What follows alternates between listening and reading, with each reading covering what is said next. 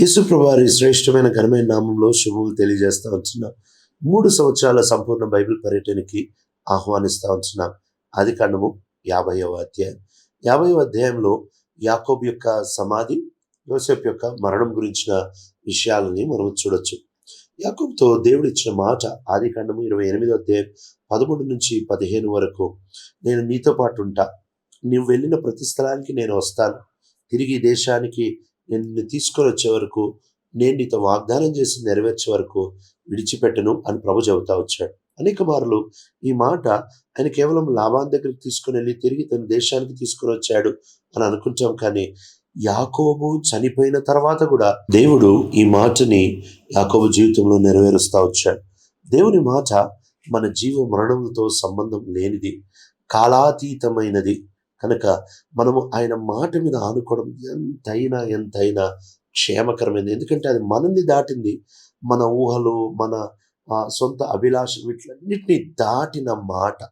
అదే ఈ యాకోబు జీవితంలో ప్రభు తన ప్రతి ఘటనలో, ప్రతి సందర్భంలో దేవుడు తనతో పాటు ఉంటా వచ్చాడు. దేవుడు తనని నడిపిస్తా వచ్చాడు. ఎన్నో ఇబ్బందికరమైన పరిస్థితులు వచ్చాయి. కుమార్తె పాడైపోయింది. ఒక కుమారుడు తను అమ్మివేయబడతా వచ్చాడు. ఆ తర్వాత తన ప్రియమైన భార్య చనిపోతా వచ్చింది. యాకోబు తనతో ఎంతో అన్యాయము చేస్తా అంటే ఈ యాకోబుకి ఎంతో లాభాన్ని బట్టి అన్యాయము జరుగుతూ వచ్చింది. వీటిలన్నిటి మధ్యలో కూడా దేవుడు యాకోబుతో పాటు ఉంటా వచ్చాడు. యాకోబు తొడగుడు వసిలింది, ఏశావు తన మీదకి వచ్చాడు. ఎన్నెన్ని సందర్భాలు అయితే వీటిలన్నిటిలో దేవుడు యాకోబుతో ఉంటా వచ్చాడు. దేవుడు యాకోబుతో ఉండి అద్భుతంగా నడిపించి, ఇప్పుడు ఈ యాకోబు తాను చనిపోయే వేళల్లో దేవుడు నమ్మకమైన వాడిగా ఆయనని తిరిగి తన సమాధిని కూడా దేవుడు ఉండి యాకోబు యొక్క శవాన్ని తన దేశానికి తీసుకుని వచ్చినట్టు మనము చూడొచ్చు. దేవుడు ఎంత నమ్మకమైన వాడు. యాకోబు ప్రతి సందర్భంలో ప్రార్థన చేస్తూ వచ్చాడు. యాకోబు ప్రభు మీద ఆశ్రయం పెట్టుకుంటా వచ్చాడు, ప్రభు మీద ఆనుకుంటా వచ్చాడు. అందుకనే కీర్తన 146:5-6 వచనాల్లో యాకోబు దేవుడు సహాయంగా కలిగిన జనులు ధన్యులు అని చెబుతూ, ఎవరైతే వారి ఆశని ఆయన మీద పెట్టుకుంటారో వారు ధన్యులు. ఆయన భూమికి, ఆకాశమునకు, సముద్రమునకు, అందున్న సమస్తమునకు దేవుడు ఆయన నమ్మకత్వం నిత్యము నిలబడును. వాస్తవం కదా. యాకోబు అపనమ్మకస్తులుగా ఉంటా వచ్చాడు, కానీ దేవుడు తనతో నిదానంగా వ్యవహరించి మాట్లాడి పరిస్థితులు బట్టి మలుచుకుంటా వచ్చాడు. ప్రభు మన జీవితాల్లో చేసే కార్యాలు మన ఊహకు మించినవి, అవి మన ఊహకు దాటిపోయినవి. కనుక ప్రభు మీద ఆనుకొని, నిత్యము ఆయన నమ్మకత్వం మీద ఆనుకొని ఆయన దగ్గర నుంచి మనం తీసుకునే వారిగా ఉంటే ఆయన మాటే ఏ రోజు కన్నా జరుగుతుంది. యాకోబు యొక్క ఈ మాటని దేవుడు అక్షరానుసారంగా నెరవేర్చి, ఇప్పుడు యాకోబు యొక్క సమాధి, ఆయన ఇల్లు వదిలిపెట్టి వెళ్ళిపోయినప్పుడు ఒక కర్రతో మాత్రమే ప్రయాణం చేశాడని చెబుతాడు. అయితే ఇప్పుడు సమాధికి వెళ్ళేటప్పుడు దేవుడు ఎన్నెన్ని మలుపులు తిప్పి ఇప్పుడు ఫరో యొక్క అధికారులు, ఫరో యొక్క రాజ్యంలో ఉంటున్న పెద్ద తన మంత్రులు, వారందరూ వచ్చి రథాలు, గుర్రాలు, అదొక పెద్ద సమూహముగా 9వ వచనం చెప్తుంది. రథాలు, రౌతులు వారితో పాటు వెళ్ళారు. పెద్ద సైన్యముగా లేక పెద్ద గుంపుగా వాళ్ళు వెళ్తా వచ్చారు. ఆగి ఏడ్చారు. ఎంతో ఒక రాజరికముతో ఆయన సమాధి జరుగుతూ వచ్చింది. ఆరంభం అలా లేదు. దేవునికి నీ ఆరంభంతో పని లేదు. దేవునికి మన నమ్మకత్వము, దేవునికి ఆయన ప్రణాళికతో పని. అంతే. ఆయన అనుకున్నది జరిగించగలడు అనే విషయాన్ని మనం ఎన్నడూ మర్చిపోకూడదు. ఆయన అనుకున్నది ఖచ్చితంగా జరుగుతుంది. ఆయన ఒక వ్యక్తిని పెంట కుప్ప మీద నుంచి లేపి రాజులతో కూర్చోపెట్టగలడు. రాజకుమారులని ఆయన కిందకి దించగలడు. సమస్తముపై ఆయన సార్వభౌమ హక్కుని, సార్వభౌమ అధికారాన్ని, సార్వభౌమత్వాన్ని మనం నమ్మినప్పుడు మనము ఎంతైనా అద్భుతంగా విశ్వాసంతో సాగిపోయే వారంగా ఉంటాం. అంతేకాకుండా వీళ్ళు ఈ యాకోబు యొక్క సంతతి వారందరూ తనతో పాటు ప్రయాణం చేసి వారి సమాధిని ముగించుకొని తిరిగి వాళ్ళు ఐగుప్తు దేశానికి వచ్చేసారు. ఐగుప్తు దేశానికి వచ్చిన పిమ్మట ఇప్పుడు యోసేపు యొక్క సహోదరులు, మన నాన్న చచ్చిపోయాడు 15వ వచనంలో, యోసేపు మన మీద పగపట్టాడేమో, బహుశా ఇప్పుడు యాకోబు లేడు కాబట్టి కక్ష తీర్చుకుంటాడేమో. ఏశావులో ఇదే మాటని మనం చూడొచ్చు. ఏశావు అంటాడు, ఇస్సాకు చచ్చిపోతున్నాడు, ఇస్సాకు చచ్చిపోయిన తర్వాత నేను యాకోబుని చంపేస్తాను. కనుక ఈ స్వభావము వీరిలో, యాకోబు యొక్క సహోదరుడైన ఏశావులో ఉంటున్న స్వభావము యోసేపులో కూడా ఉండొచ్చేమో అని ఎదురు చూశారు. మన హృదయాల్లో మన స్వభావం ఎలాగుంటుందో మనం దేవుణ్ణి కూడా అలానే చూస్తాం, ప్రజల్ని కూడా అలానే చూస్తాం. అందుకే ప్రభుత్వ దగ్గరగా నడిచే కొలది, మన స్వభావం మారే కొలది మనము అందరినీ సరిగ్గా అర్థం చేసుకుంటాం, మనల్ని మనం కూడా సరిగ్గా అర్థం చేసుకుంటాం.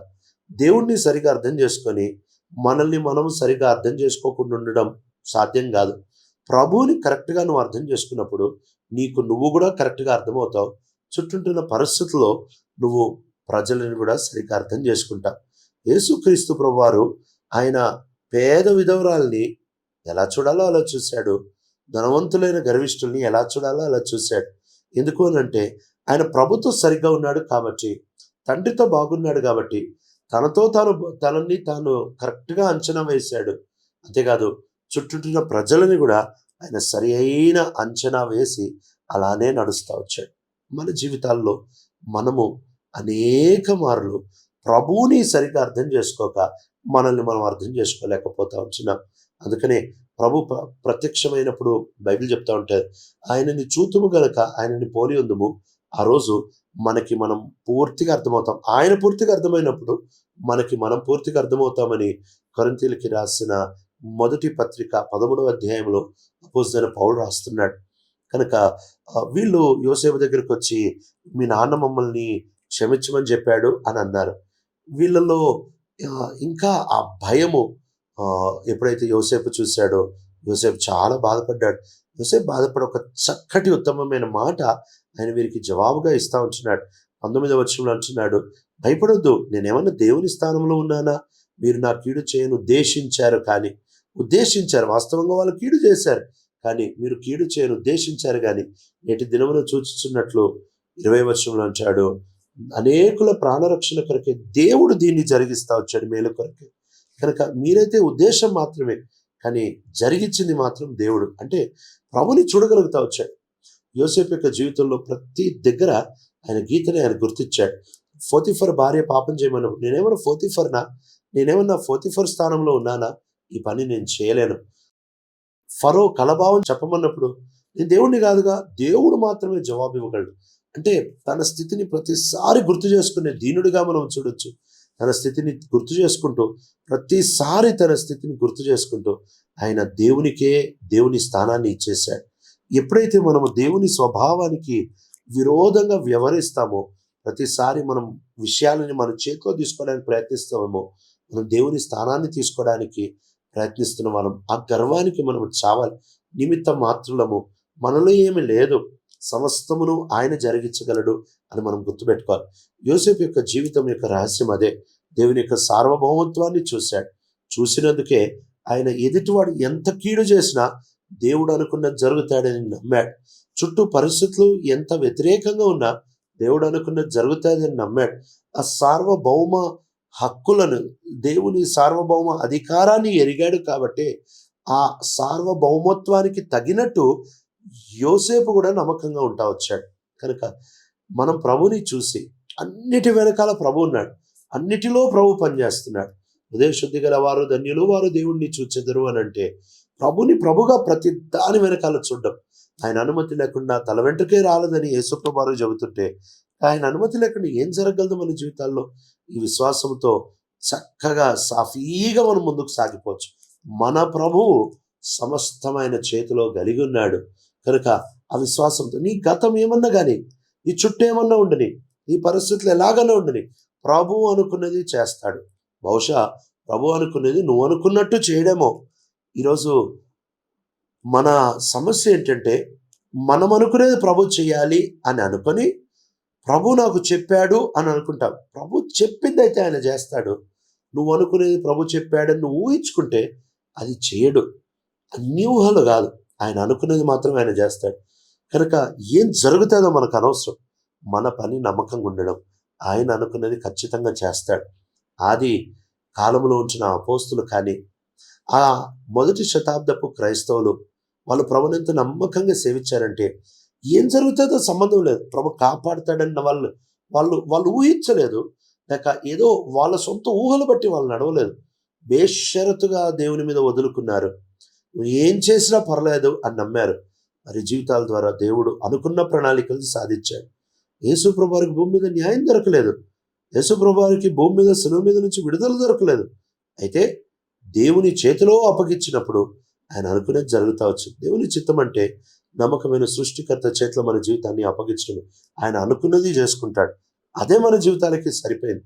దాన్ని మించి మనకి ఇంకేమీ అవసరం లేదు. మన పని నమ్మకంగా ఉండడం తప్ప ఇంకో పని లేదు. ఇలా యోసేపు వారిని ఆదరించి నేను మిమ్మల్ని పోషిస్తాను అని వారికి మరలా భరోసా ఇచ్చినట్టు మనం చూడొచ్చు. ఎంత చక్కగా దేవుడు ఈ యోసేపు జీవితంలో కూడా పనిచేశాడు. యోసేపులో కోపం లేకుండా తన స్థానం ఎంతో గ్రహించి క్రీస్తు ప్రేమని చూపించేవాడిగా యోసేపుని మారుస్తూ వచ్చాడు. యోసేపు 110 సంవత్సరాల తర్వాత తాను మృతి పొందుతూ వచ్చాడు. 17 సంవత్సరాలకి అమ్మివేయబడతా వచ్చాడు. 93 సంవత్సరాలు ఆయన ఐగుప్తు దేశంలో బ్రతికాడు. 30 సంవత్సరాల వయసులో ఆయన ఫరో యొక్క పనికి వచ్చాడు. ఉన్నత అధికారిగా జీవించాడు. 80 సంవత్సరాలు, కీర్తన ప్రకారము 80 సంవత్సరాలు అధిక బలం ఉండే జీవితకాలం. అంతటి కాలము ఈయన ఏలికగానే ఉంటా వచ్చాడు. ఎందుకు అనంటే అన్ని వ్యతిరేక పరిస్థితులు ఆయన వెనకాల దేవుని యొక్క హస్తాన్ని చూడగలుగుతా వచ్చాడు. యోసేపు మృతి పొందేటప్పుడు ప్రభుతో ఎంత దగ్గర సంబంధం కలిగి ఉంటా వచ్చాడు. ఆయన ఖచ్చితంగా తన సహోదరులతో చెప్తా ఉంటున్నాడు, నేను చనిపోతున్నాను. అయితే 24వ వచనం, నిశ్చయముగా దేవుడు మీకు సహాయం చేయవచ్చును. నిశ్చయముగా, ఇదేదో అభిప్రాయమో, ఇదేదో నా ఆలోచనో, లేకపోతే నా ఆశ అని అనట్లేదు. కానీ నిశ్చయంగా అంటే ప్రభు దగ్గర నుంచి మాట ఉండి ఈ మాట అంటున్నాడు, నిశ్చయముగా ప్రభువు మీకు సహాయం చేయడానికి వస్తాడు, మిమ్మల్ని ఇక్కడ నుంచి తీసుకొని పోతాడు. ఆ తర్వాత ఒక చక్కటి మాట అంటాడు, మీరు నా ఎముకలు తీసుకొని పోవాలి. తాను అనుకుంటే తాను ముందే చెప్పి ఒక రాజరికముతో చాలా అద్భుతమైన ఘనమైన విధానములో యాకోబుకే అంత చక్కగా జరిగితే యోసేపుకి ఎంత అద్భుతమైన విధానంలో ఆయన సమాధి చేయించుకోవచ్చు. కానీ ఆయన అంటున్నాడు, నాకు ఎలాంటి సమాధి వద్దు, నాకు ఐగుప్తు ఘనతతో కూడిన సమాధి అవసరం లేదు. మీరు వెళ్ళినప్పుడు, అంటే మీ నిర్గమము జరిగినప్పుడు, మీరు అక్కడి నుంచి బయలుదేరి వెళ్ళినప్పుడు నేను నా ఎముకలు మీతో పాటు ప్రయాణం చేయాలని ఆశపడుతున్నాను. ఆ ఎర్ర సముద్రం 2 పాయలయ్యేది, ఆ మన్నా కురిచేది, ఆ ప్రతి దేశంతో మీరు పోరాడి జయించేది, ఇవన్నీ బహుశా యోసేపుకి ఇంత క్షుణ్ణంగా తెలవకపోవచ్చు. కానీ యోసేపుకి ఒకటి మాత్రం తెలుసు, యాకోబుని దేవుడు ఎలా క్షేమంగా తీసుకొని వెళ్ళాడో నా ఎముకల్ని కూడా తీసుకెళ్ళగలడు. నా సంతతి వారిని కూడా, నా సహోదరుని కూడా తీసుకొని వెళ్తాడు. ఆ రోజు వారి యాత్రలో నేను కూడా పాలు పొందాలనే అద్భుతమైన ఆశతో ఆయన కనుమూస్తా వచ్చాడు. ఆయన కనుమూసిన పిమ్మట నిర్గమకాండం అంటే 7వ వచనం చెప్తే అది ఇశ్రాయేలీయులు బహుగా ఫలించారు, వాళ్ళు బహుగా వృద్ధి పొందారు. దేవుడు వాళ్ళని తీసుకొని వచ్చింది ఆ అనుకూలమైన వాతావరణం పెట్టి వాళ్ళు ఒక దేశంగా వృద్ధి పొందించడానికి. ఇక అక్కడ నుండి వాళ్ళు దేశమంతా నింపేశారు. వారిని ఆశీర్వదించి వారితో మాట్లాడి ఆ సందర్భం గురించి మాట్లాడుతూ హెబ్రీయులకు రాసిన పత్రిక 11:22 వచనంలో విశ్వాసమును బట్టి యోసేపు తాను చనిపోయేటప్పుడు ఇశ్రాయేలీల భవిష్యత్తు గురించి మాట్లాడాడు. అంతేకాదు తన ఎముకల గురించిన ఆజ్ఞని కూడా ఇస్తా వచ్చాడు. ఈ అద్భుతమైన వ్యక్తి యాకోబు ఆరంభం బాగలేదు, కానీ ఘనమైన భక్తుడిగా ప్రభు తన సన్నిధికి తీసుకొని వెళ్ళాడు. యోసేపు పరిస్థితులు బాగలేవు, కానీ ఘనమైన వ్యక్తిగా ప్రభు తన సన్నిధికి తీసుకొని వెళ్ళాడు. నీ ఆరంభాలు బాగనవసరం లే, నీ పరిస్థితి బాగనవసరం లే, ఆయన సార్వభౌమత్వానికి తల వచ్చి నమ్మకంగా ఉంటే ఆయన అనుకున్నది జరిగించేస్తాడు. ప్రియ తండ్రి, నమ్మకమైన దేవ, మా జీవితాల్లో ఇటు భక్తుల విశ్వాసాలని మేము కూడా అనుకరించి జీవించే కృపను అనుగ్రహిస్తాం. యేసు ప్రభు నామములో అడుగుతున్నాం తండ్రి, ఆమేన్.